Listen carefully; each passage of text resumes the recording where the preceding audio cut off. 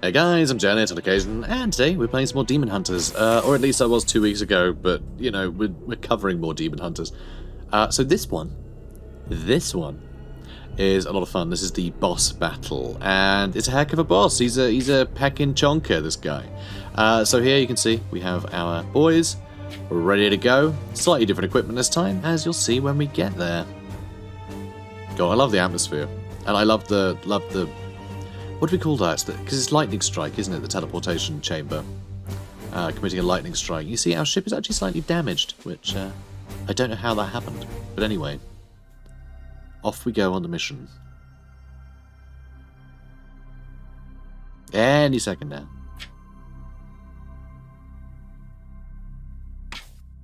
There we go. Well. What do we have here? Pilgrims on a holy journey to receive their benediction. Come now, bow before your rightful king, and I will bestow you all with such wonderful gifts. Commander, be warned. The demon's vile spawn already infest this planet.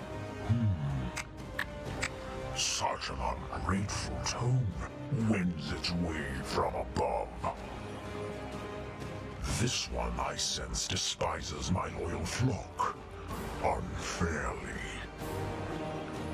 It can bring to bear hordes of those vile nurglings.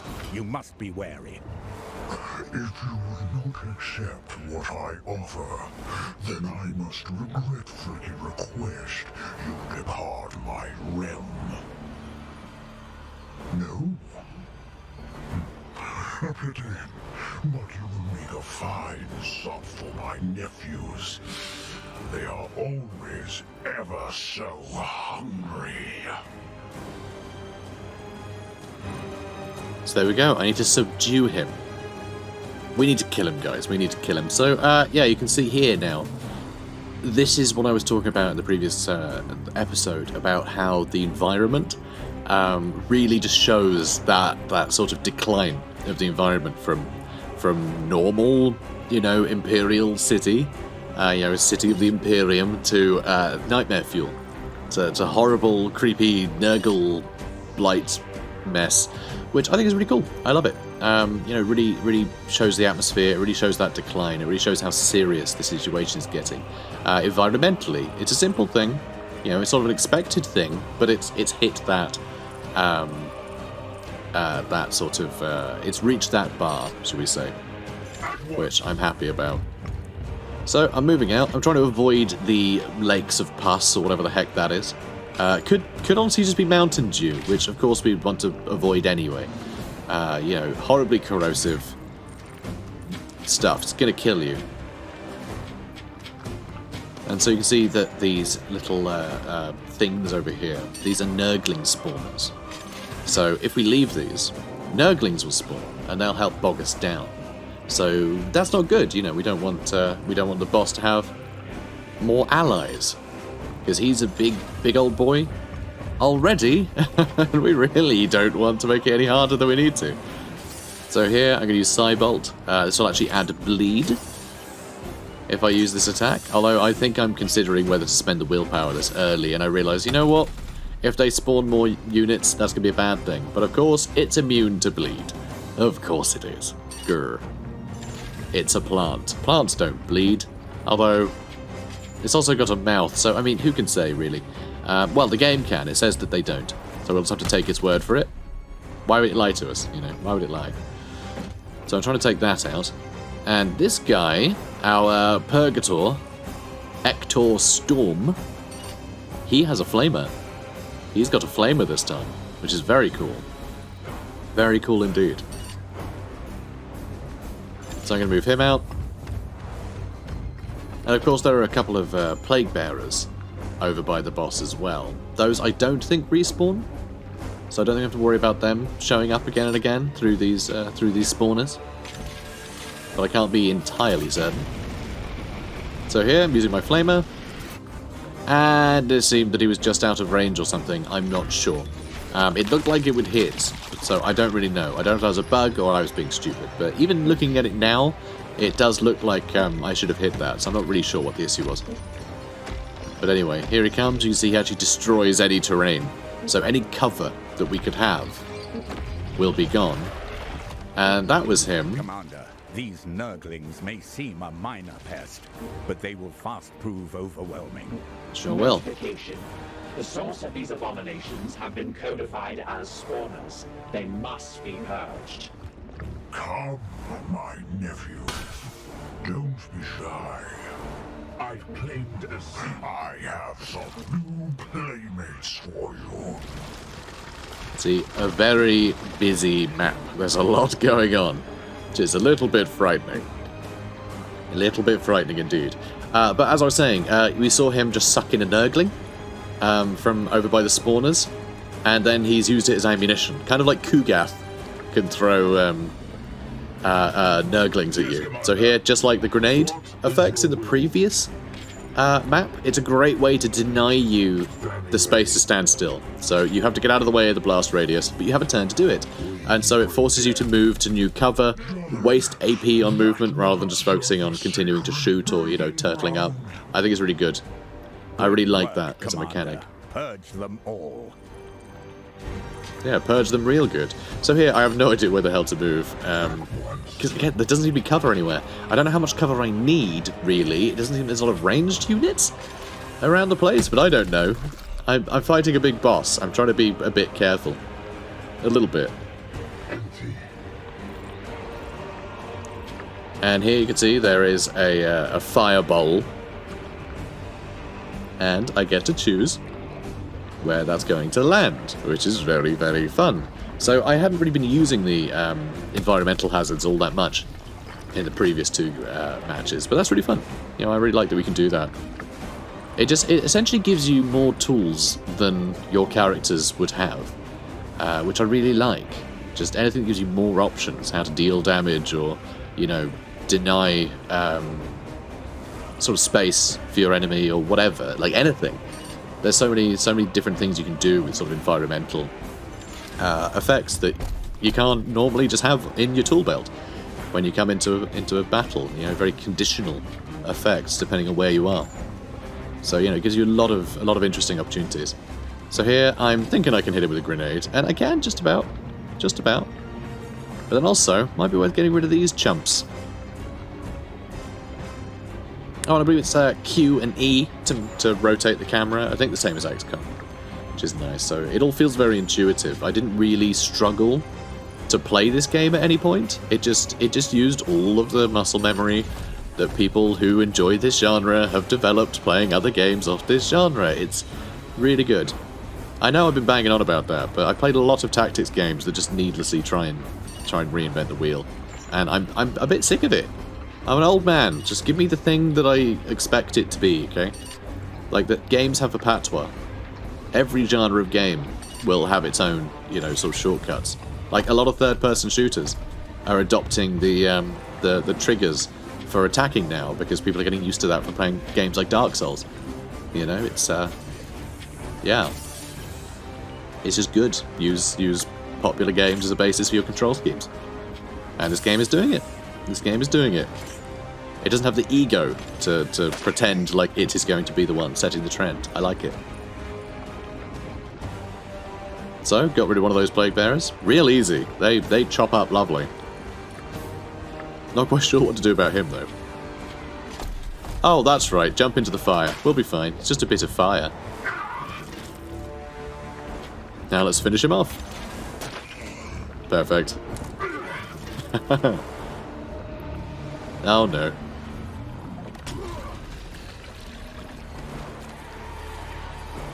So that whole area is now an absolute state. And he's continuing to spew out Nurglings.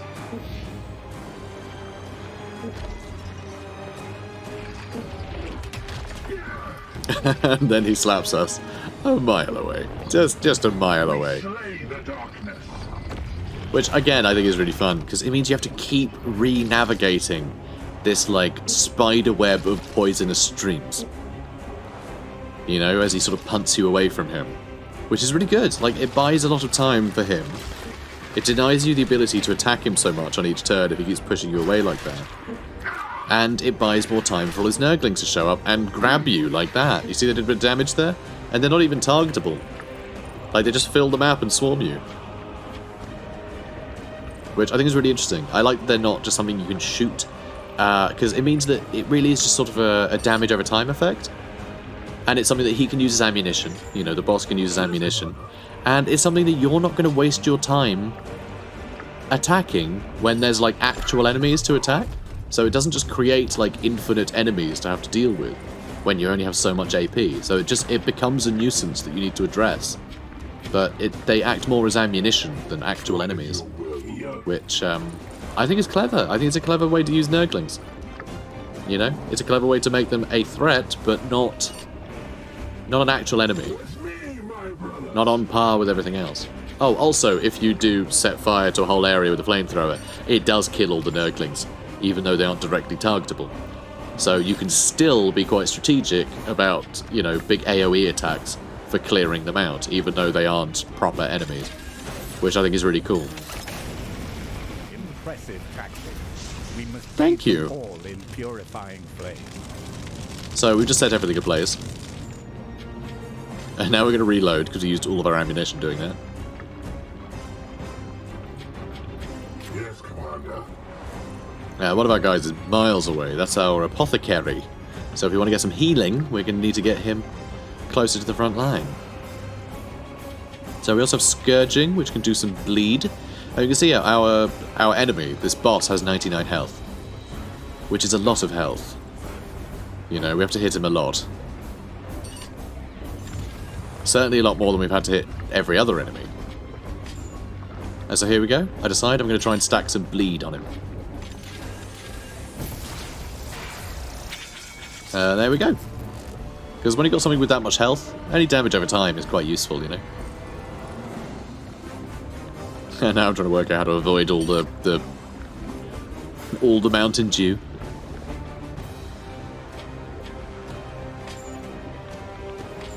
Decide, yeah, I'm going to use Cleansing Strike. And I'm going to use a Force Strike. Perfect. Boop. So, big chunk of damage. Now I'm looking at the other abilities. Just trying to work out what I can do the most damage with. Or perhaps, you know, what I can do without using too much willpower or whatever. I'm considering my options. I'll put it that way. And here, I actually get the crit, which means I get to choose a new ability to do, which is awesome. Well, not a new ability, but a new effect on our enemy, a new debuff. Which is very, very cool. In fact, let's take a look at it.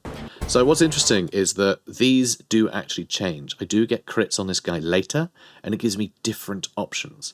And I did say in the first episode, when I introduced people to crits, I wasn't sure what actually impacts that. I don't know if it's just the creature I'm doing, if it's a random roll, or if it depends what you're attacking them with, or if it's something that is a class trait or, you know, skill point that you have that allows you to do different things. I don't know. I have no idea what the modifiers are. You know, what sort of what the conditions are for the different effects. But I love the fact there are so many different ones, or at least there appear to be quite a few different ones that you can adopt, because it gives you some really interesting tactical choices. And if they're different each time, then it means you have to sort of adapt on the fly.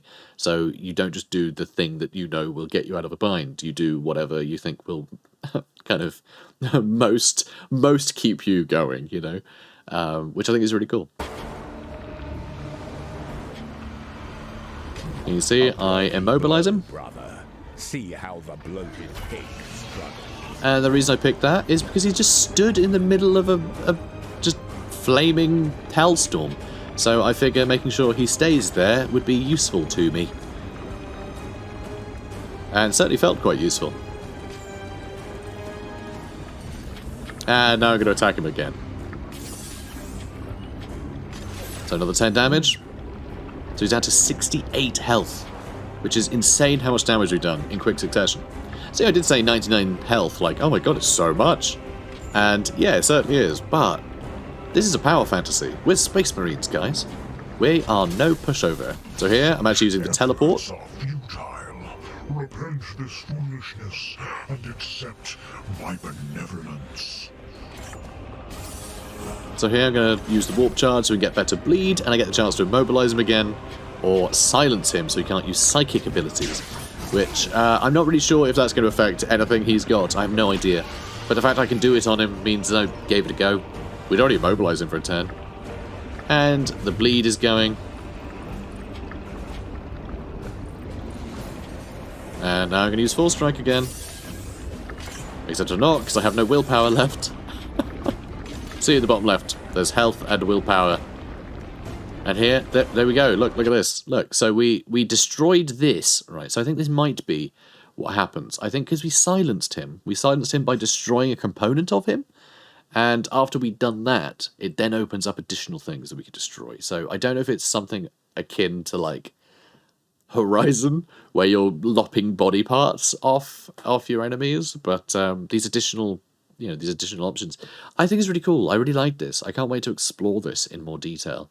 I think it's really cool, and it just really sets it apart from other similar tactics games that are more focused on your ability does this to a thing, therefore that's it, right? But this is, you're just stabbing a guy, but just stabbing a guy can lead to all kinds of fun effects. So here we can either disable Nurgling Spew, so he can't create more Nurglings, or we can disable Go Forth, My Nephews, which I think is the one that... Oh, actually, no.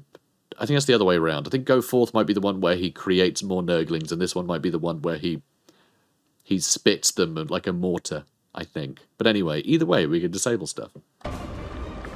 Which, yeah, I think is very cool. It's a really nice way to mix up the gameplay.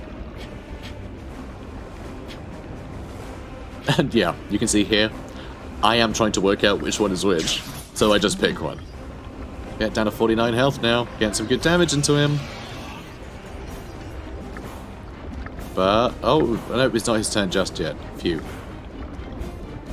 So I get to attack him again. Oh, by the way, when you get a crit, you also get to do a follow-up attack afterwards.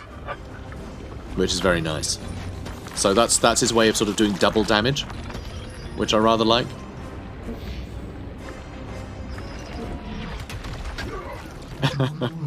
Off we go.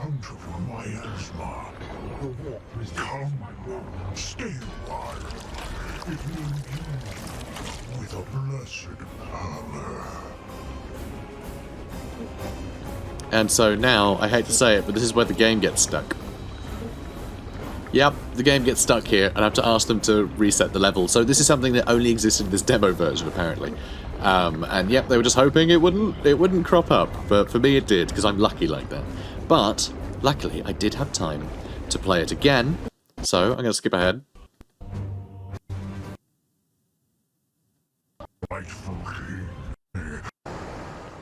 And here we are again. Well, I'll skip him too. So yeah, I've heard you. We're good. And once again, we're going to start from the beginning. So this time, run straight in. Gonna use Scourging to get that bleed on him straight away. Because I might as well. Yeah, whenever you're ready, me. Okay, good. The Apothecary coming in with the early hit. God, I love the look of these trees as well.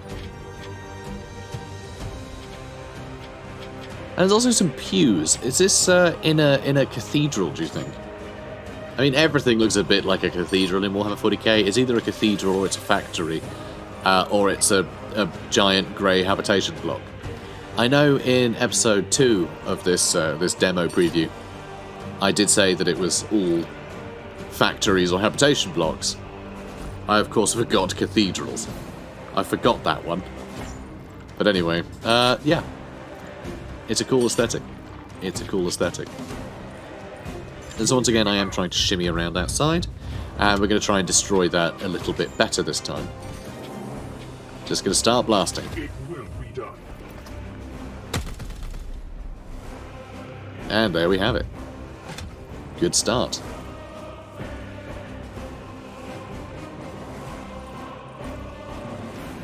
Whenever you're ready, me. Go on. You can do it.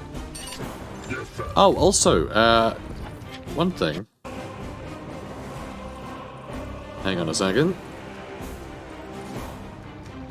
So here, you can see this line. It shows you when you have line of sight of something. Like with your weapon, you know, when you're in range of something, when you can shoot something, where you're positioned. So you actually get a preview of your targets before you move, which is very, very handy, and I really appreciate that playing. But I haven't actually called that out in any of the gameplay that I've showed you yet, guys. So yeah, definitely worth pointing out. A very useful thing in a game like this. Yes, sir.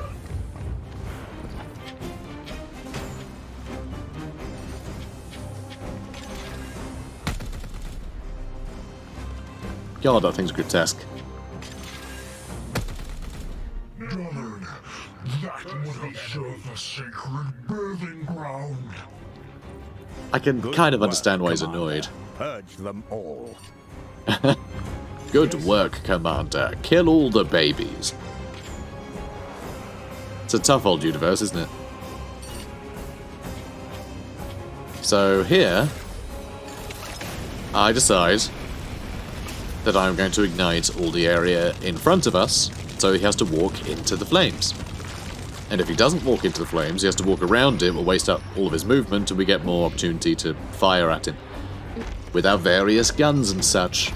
So here, run straight into the flames. We even get some Overwatch there on him, which is nice. And then he slaps us into space, as he does. He's a cheeky sod, this one. Really is.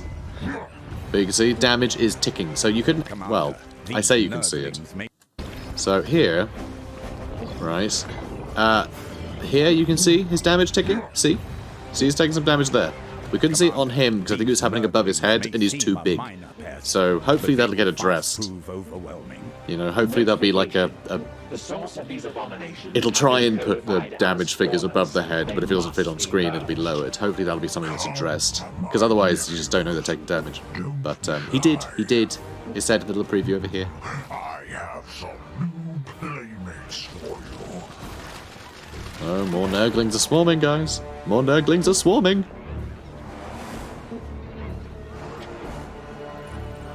Also, the warp meter is up to 40%. So this is something we sort of discovered, you know, with me going over this footage with you guys over the last couple episodes of this.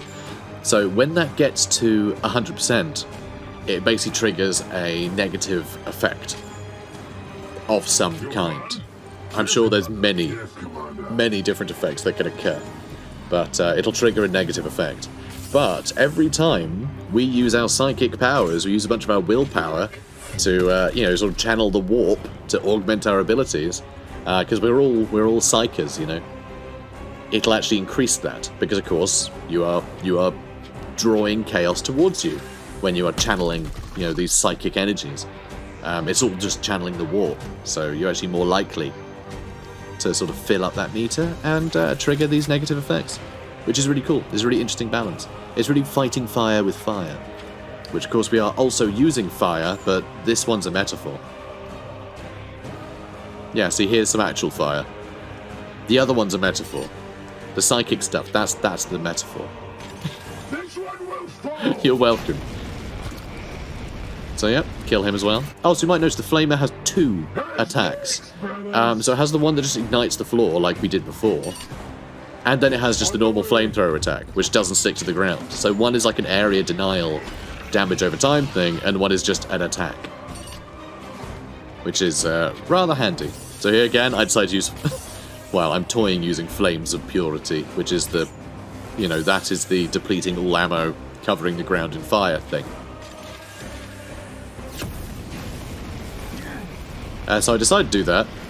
Oh, sorry, Flames of Purity isn't that. Sorry, so that's the augment of the normal attack, not the other attack. Like I said, there's... Actually, I don't think I have said it. There's options, though, guys. There's options. With the fact that you have all these different attacks, you can use your sort of psychic powers, you can use your willpower in order to augment all of those different attacks to more powerful ones, and you have different alternate, you know, moves you can do, which is very cool. I think it's great, the fact they give you so much variety, and you know, both tactically and just in terms of raw power, but there's always a cost to it. You're using your willpower. Here you can see we can actually gain willpower back from killing these plague bearers, so really I should have rationed those out. But yeah, you get 2 willpower for killing these guys, so it is worth spending willpower to kill them if you're maxed out on it. So there you go. Then we get the willpower back, so we haven't spent anything. Nothing gained, nothing lost. Brilliant. Now I can start hacking this guy to bits. But yeah, so there's some interesting mechanics that sadly I didn't really notice when I was playing this. A lot of it, because the time limit, I wasn't able to scour the screen. Also because I couldn't really see it because I was playing remotely and it wasn't working particularly well, sadly. But it's great seeing this footage, you know, later and being like, oh wow, okay, no, this has way more things going for it than I thought. Very cool. So, apparently nearby Nurglings will have reduced damage if I attack him with that, I don't know. So we're going to afflict, is it weakened I do? What do I decide to do here? But again, these are different options than we've seen before. Like, there are different things that we can negate each time. Brother, see how the bloated pig struggles. Also, look at this battle damage. So it could actually be, some of it could be positional, what you're able to disable. I really have no idea. But the fact that I'm behind him, maybe that allowed us to disable different moves. I don't know. Efforts are futile. Repent this foolishness. So here, I'm basically just seeing if I can kill him in a turn. Just trying to do as much damage to him as possible. Going all in with all the willpower. But you can see, he's only got half health, and unfortunately, because the game crashed that first time, I know I'm under a big, strict time limit at this point. I'm really running out of time with this hands-on, you know, the hands-on demo. I'll soon have to quit and disconnect the session, you know. So I gotta hurry. Gotta hurry. Although hurrying does seem to be the right course of action because there's Nurglings everywhere, and we are actually tanking through this guy's health so quickly that I think we'll be fine. You know, better just to kill him and stop the onslaught from everything else than to ration all of our willpower. You can see here, we just got a warp surge, this meter filled out, and so it gets a bloom mutation. Some of our enemies gain mutations, so it's got 4 extra health. Isn't that fun? I think that's fun. It's a cool mechanic. It's a cool mechanic. So we're going to continue to spend what AP we have left. That was our last AP that we just spent. So now all we can do is just stab at him. Which is fine, because we're doing pretty well just stabbing at him. Very nice. Yeah, he's pretty annoyed. Also, I love the details on the model as well, like the giant bell, and you got the symbol of Nurgle on his flail, which is very, very cool. It's all sensors on the end. So yeah, it's very cool. I really like it. Like, some really nice details on the models. But very readable as well. I was saying this in the first episode. It's not like hyper... There's not like hyper fidelity, but it's very readable. And it's very pleasant to look at. Well, you know, it's Nurgle, so it's always going to be a bit torn on how pleasant it is, but you know what I mean. But no, I do like the graphics. I also think it might mean that we'll see a port of this on like the Switch or something one day. It does make me wonder. Because, you know, this definitely looks like it could work well on pretty low-end hardware. And I think for a tactics game, that's perfect, you know? That's what it should be. Okay, so... Gonna move up. Almost got this guy. I've almost got him. Use Cybolt as well. Impressive tactic. We must bathe them all in purifying flame. Oh, got to. Got to. Damage reduction 100%. You Thanks, must clear Lunette. those pests from your firing vector. They sacrifice themselves for their master. So, yeah, the Nurglings, because they were between us and him, the Nurglings took the shots, which I think is really cool. Yeah, there's sort of ammunition, shields, like, they're just this interesting, like, multi-purpose thing. It's just completely dependent on you know, what conditions are in play, which I think is really cool. It's so much better than them just being more units. It's a really interesting use of Nurglings. So here, we actually ran out of moves this turn. So he just puked on us. He has 1 health left. And then he trips over and dies.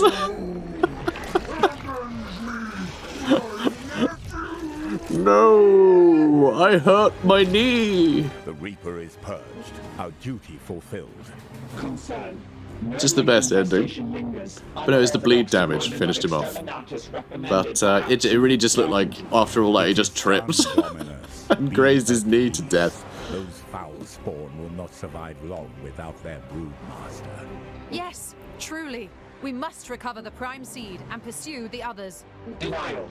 Risk of infestation remains. If I must, I will venture below personally and purge the immediate area before we return anything to the ship. Well, alright. So, I have one more thing to show you. I have the cutscene. I have the following cutscene to show you. Now, I don't know if this is going to skip a mission or not. I'm not quite sure where this sits in the campaign. But it does seem like we might be able to get this functionality a few times. So, tell you what, I'll show you the cutscene, and then we can talk about it. How's that sound? Good.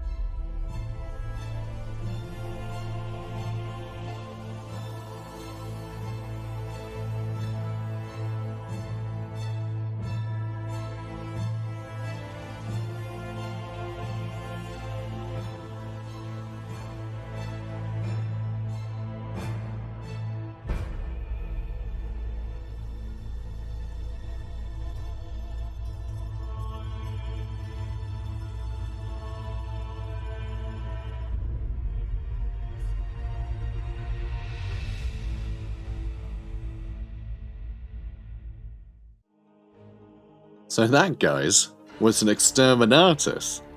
How cool is that? So that's actually like a deployable thing. The way that we saw that cutscene in the demo was literally like the mission setup screen, and we got the option to click Exterminatus on a planet, and that cutscene played, which is awesome. That's so cool. So I don't know. It seemed that we had like a limited amount of Exterminatus like charges or something. But it does seem that maybe it'll be a choice for the player as we're hopefully exploring the place. So I don't know how linear the story is. I have no idea.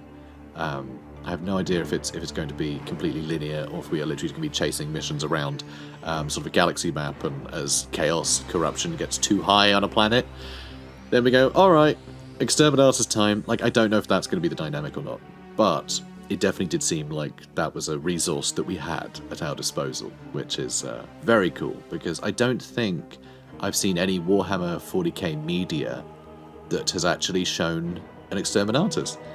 So really, really cool, and sort of deeply sad. Just horrible, especially with that last mission we played.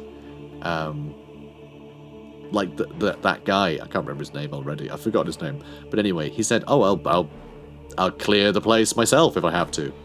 Clearly he was overruled and the planet got destroyed. So all that work was sort of for nothing. But yeah, that's the grim, dark future, I guess. Can't risk anything getting out, so it's better to destroy an entire planet, potential survivors and all, and move on with things, rather than to let chaos fester there. It's really chilling, which I think is very cool.